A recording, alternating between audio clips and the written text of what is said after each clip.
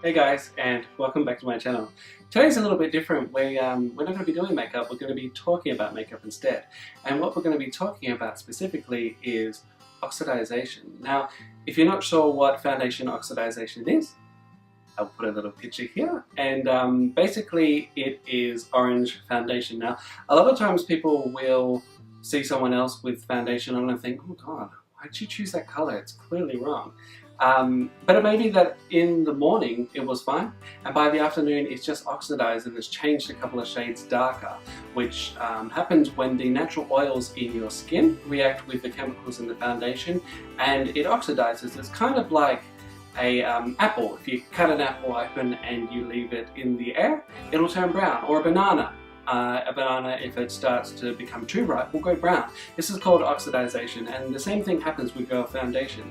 If you leave your lid off the top of your foundation, you may find that it changes a couple of shades. And when it comes into contact with the skin, depending on your moisturizer, your skincare products, whether you've washed your face that morning, it'll all determine how the foundation sits on your face. So I'm going to show you an example of oxidization in process, and I'm also going to tell you how you can avoid it, so stay tuned.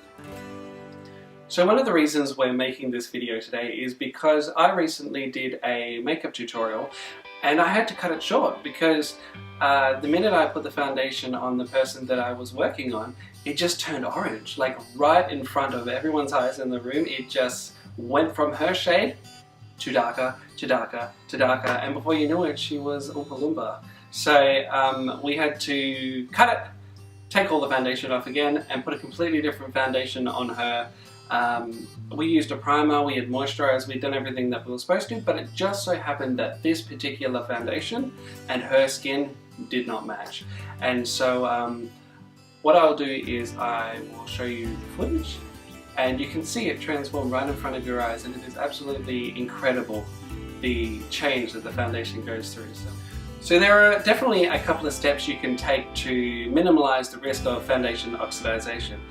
Your first best bet would be to make sure that you're washing your face in the morning. And the reason we do this is because a lot of bacteria builds up on our faces over the night, and you don't want to trap all that in on your skin in the morning when you're doing your foundation under a layer of however much you put on, and then powder, and then setting spray. You don't want to set all that bacteria in on your skin because that can just irritate your skin and perhaps even give you an infection. You can even have breakouts from it, it can clog your pores, so you always want to do that. But one of the particular reasons that this is relevant to oxidization is that your skin's oils will automatically mix with the foundation and it can taint it, and it can bring it down a couple of shades dramatically, even like you saw.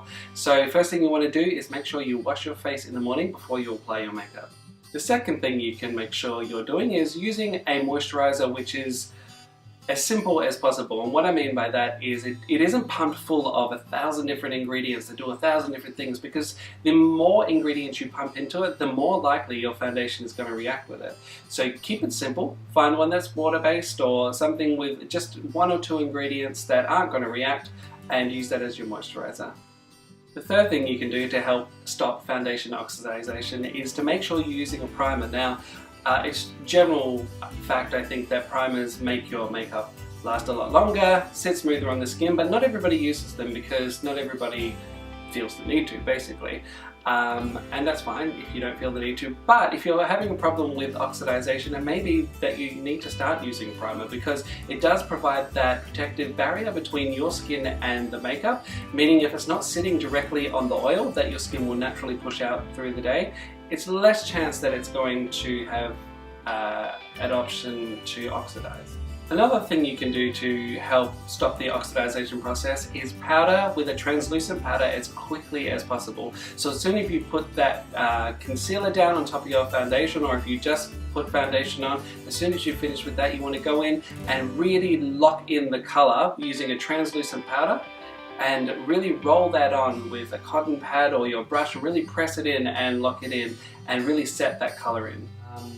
Another great piece of advice is to always test out your foundation for a significant amount of time before you buy it. So when you go in and get matched up, make sure that they put it on your face and that you go out of the store and wear it for a while, wear it for a couple of hours, even wear it all day before you come back and actually buy the foundation, because there's nothing worse than buying a foundation that's worth a bit of money and then you put it on and it oxidizes and it's no longer the right shade anymore. So the best bit of advice I can give you is to make sure you really give your foundation a workout before you purchase it. Makeup does expire. Some things expire a lot earlier than others. It basically starts with mascara, which doesn't have a very long lifeline at all, and works its way down the list.